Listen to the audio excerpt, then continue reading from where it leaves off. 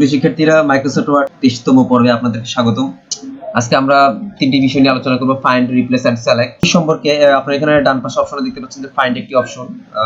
So এখানে find অপশনটি click করলে এরকম একটা ডায়ালগ বক্স আসবে। সো এখানে আমি চাচ্ছি যে ফক্স কথাটি খুঁজে বের করার জন্য। সো আমি ফক্স লিখলাম এবং দেখেন এই প্যারাগ্রাফটিতে, অর্থাৎ আমার এখানে যতগুলা ফক্স আছে সবগুলা কিন্তু কি হয়ে গেছে, হলুদ কালারে একটা মার্কিং হয়ে গিয়েছে, অর্থাৎ এই জিনিসগুলো সার্চিং সে খুঁজে পেয়েছে।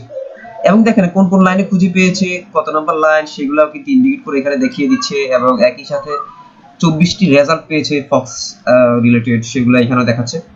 সো এই গেল ফাইন্ডের একটি টুলসের ব্যবহার। অর্থাৎ আপনি যখন কোনো বড় বড় বিগ ডকুমেন্টস 1000-2000 পেজের পিডিএফ ফাইল, বুক বা ইত্যাদি ইউজ করবেন, তখন কোনো ওয়ার্ড সহজেই খুঁজে পেতে আপনি এইভাবে ফাইন্ড করতে পারেন। দেখেন আপনার ডকুমেন্টস এর মাঝে মনে হয়েছে যে না, এই জিনিসটা আসলে ঠিক করা উচিত।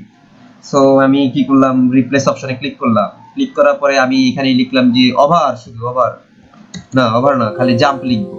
অর্থাৎ আমার কারেক্ট ওয়ার্ডটার নাম হচ্ছে জাম্প, কিসের সাথে সে কারেক্ট করবে, অর্থাৎ জাম্পস। আমি সব জায়গায় জাম্পস লিখেছি, ওই জাম্পসের জায়গায় সে কি করবে, সে জাম্প কথাটিকে রিপ্লেস করে দেবে, অর্থাৎ এসটি বাদ দিয়ে খালি জাম্প নিবে। সো রিপ্লেস দিলে খালি মাত্র প্রথম একটিকে চেঞ্জ করবে, রিপ্লেস অল দিলে সব একসাথেই। প্রথমে ব্যাপার হচ্ছে ফাইন্ড, নেক্সট ইত্যাদিতে আমরা রিপ্লেস অল দিয়ে দিব।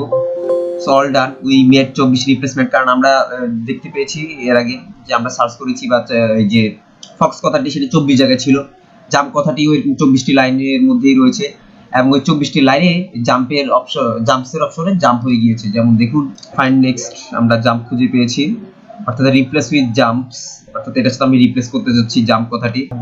এখানে জিনিস হচ্ছে যে যেসব জায়গায় মানে আমার জাম্প কথাটি থাকবে সেই জায়গায় আমি জাম্পস কথাটি দিয়ে দিব। তো এখানে আমি প্রথমটা যেটাতে দেখলাম যে জাম্পকে সে ইন্ডিকেট করে নিয়েছে এবং জাম্পের জায়গায় সে জাম্পস দিচ্ছে। সো ব্যাপারটা আসলে আমরা আরেকটু ভালোভাবে করতে পারবো।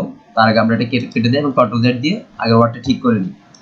সো রিপ্লেসে গেলাম। রিপ্লেসে হচ্ছে আমরা জাম্প কথাটিকে রিপ্লেস করব কোন ওয়ার্ডটির সাথে, জাম্পস কথাটির সাথে। সো আমি এখানে রিপ্লেস অল দিয়ে দিলাম এবং অল ডান। এবং আমরা দেখতে পাচ্ছি যে সব জায়গায় জাম্প ছিল, সেই জাম্পস কথাটি ছিল, এস বাদ দিয়ে জাম্প কথাটি সেইখানে দিয়ে দিয়েছে। সেটা হচ্ছে রিপ্লেস। সো আশা করি সকলে বুঝতে পেরেছেন।